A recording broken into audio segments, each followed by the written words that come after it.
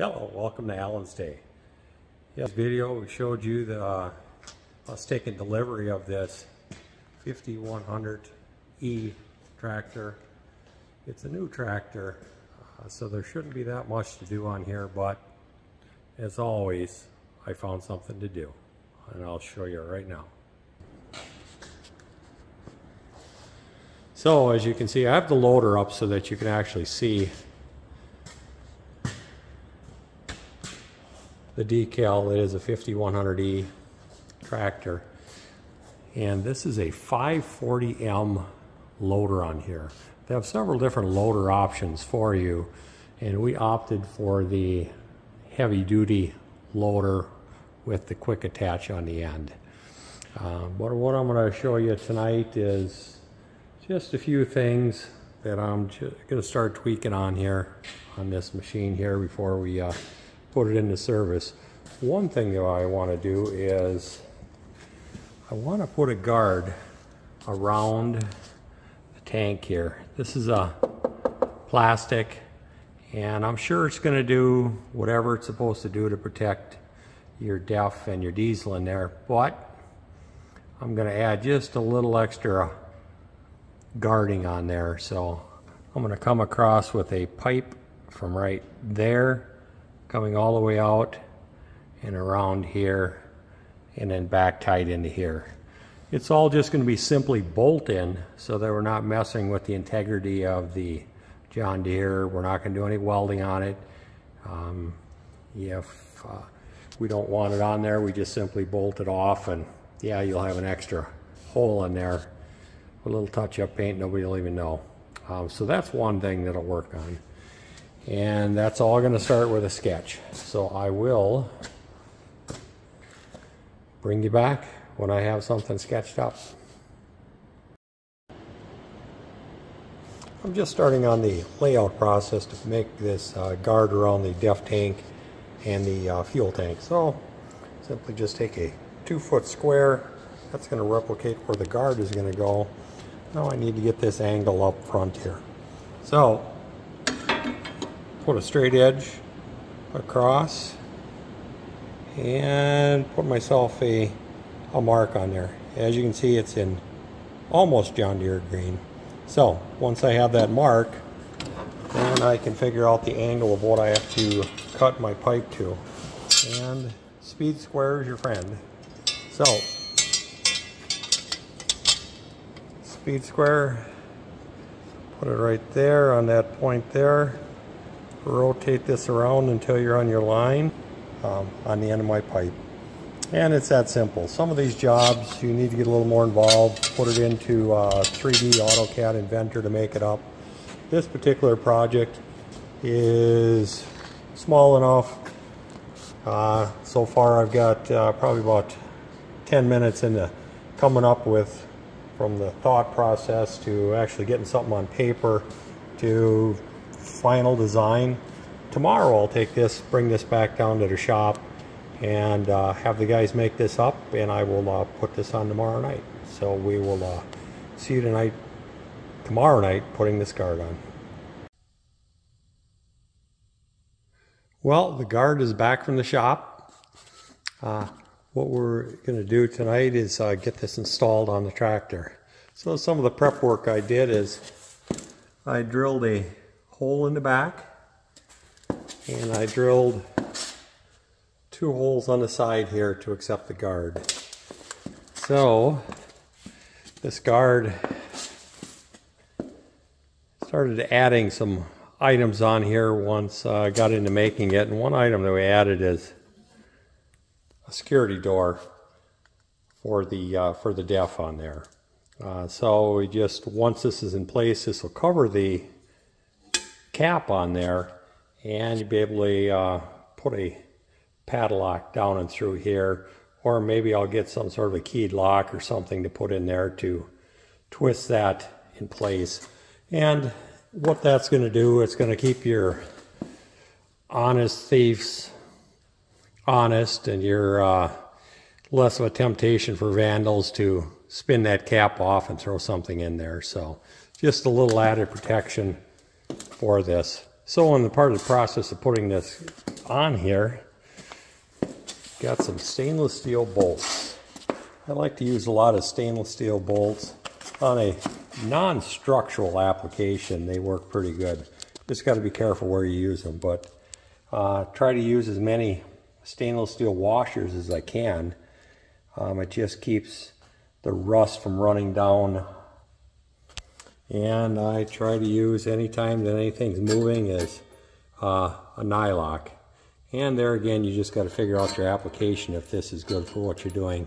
And you can also mix it up a little bit and put a stainless steel flat washers and stainless steel nylock with zinc bolts, which are a little bit harder grade if you need to. And that'll just cut down on the rust, and for the next guy taking it apart with a stainless steel nut as compared to a nut that's seized on there. But with this stainless, it has a tendency to gull up and seize. So I just take my squirt can with some oil and just give it a little squirt of oil on the threads before I assemble it. And just keep your threads clean, and you'll be good with the stainless. On the back side here, took a piece of stainless steel 1.25" pipe and took a 3/4 inch nut and just took and welded it inside of this pipe. An 1.25" I'm sorry, a 3/4 inch structural nut, heavy nut. You grind these little ends off here, and you can just give that a hit with a hammer, and that will fit snug in under the pipe. Put it in there about 3/16 of an inch, and you got a place to put a weld around it, and you got a real nice application where you can just run a bolt into an end of a piece of pipe. And that's what I'm doing here. So it's a galvanized structural nut interior, and then it is a 3/4 inch galvanized bolt on the outside. This is an A325 structural bolt, galvanized, so you shouldn't have any issue with it, or you won't have any issue with it seizing up. And also to make sure that it stays in there, a lot of items that if you can't get a nylock on there, I'll go through and I will put some of this Fibertite thread locker on this. It's not like a Loctite product. I'm sure they have something similar to this, but it doesn't seize it in there. It's just it's sort of just a sticky consistency after a while, and you can still get the bolt out, but they're less likely to spin out on their own. So I try to use that on any place that there's moving parts. So I will bring you back once I get this guard installed on there, and we'll see how it fits. Well, I have the guard installed on the DEF tank, diesel tank, and what I did is got it bolted in the back, came around here, bolted it on the front step, and this is the cover or the DEF cap on here. So you'll be able to just reach in there, still have full access to it, but yet you'll have this security guard on here. And still working on the latch. Either you're going to put a keyed latch in there or a simple padlock on there. So that upgrade is almost done, and it's almost perfect, but we're working on it. One of the next areas I'm going to work on is the front. On the front, there is real nice guard that's on there. And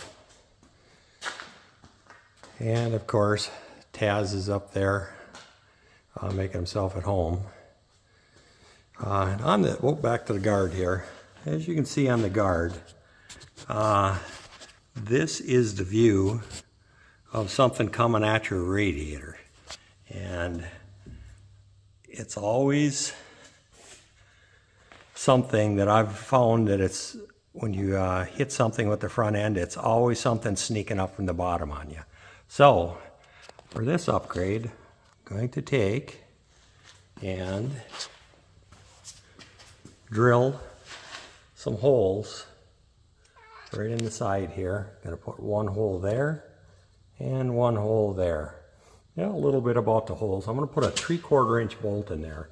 And when you, for sizing the edge distance on drilling a hole, it's twice the diameter. So a 3/4 inch bolt, you should have 1.5 inches to the center of the hole from the edge of the material. And 4 times the thickness of the bolt for your distance between them this way. So we got 1.5 inches, we got 3, and I'm coming 2 inches down, and I'm going to drill some 3/4 inch holes.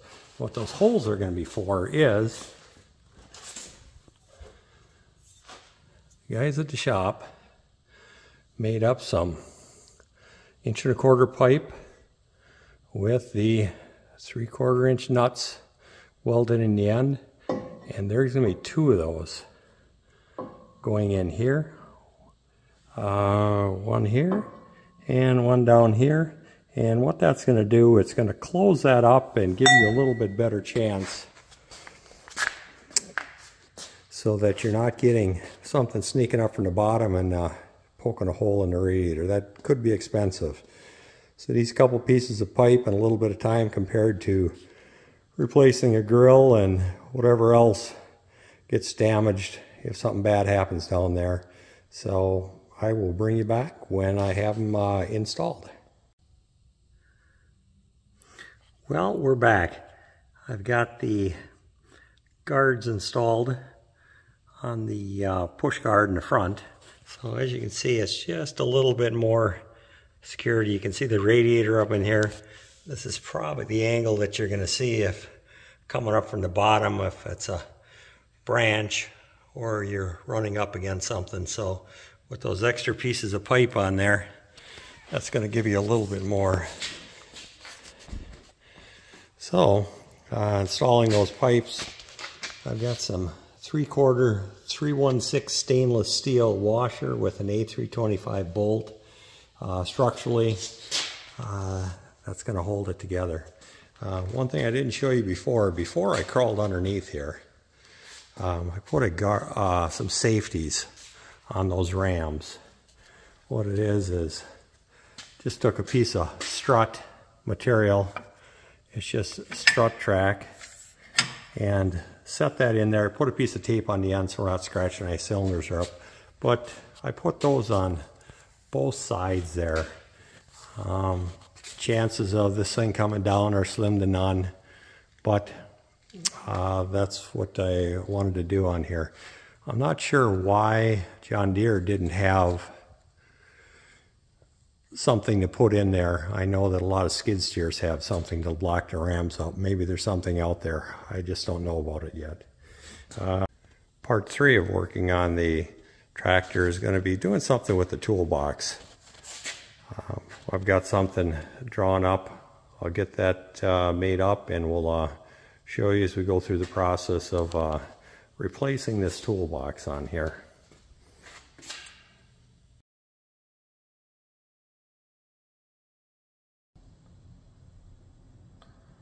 It looks like this John Deere is TAS approved also. He found his home. Thank you for watching Alan's Day. Life is about making choices. Some things are already perfect. Some things you may choose to upgrade. This channel will show you both. Please like, subscribe, and share. Thanks again.